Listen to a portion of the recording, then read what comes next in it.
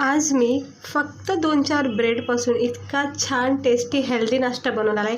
व्हेजिटेबलनी भरपूर असा हा हेल्दी नाश्ता बनवण्यासाठी 2-4 ब्रेडचे स्लाइस करायचे, त्याला मस्तपैकी असा क्रम करायचे, म्हणजे ब्रेडचा चुरा बनवायचा। हे बघू शकता, मी एका बाउलमध्ये काढून घ्यायचं, त्यामध्ये 2 चमचा रवा टाकायचा, 1 चमचा तांदळाचं पीठ किंवा कॉर्नफ्लॉवर टाकायचं।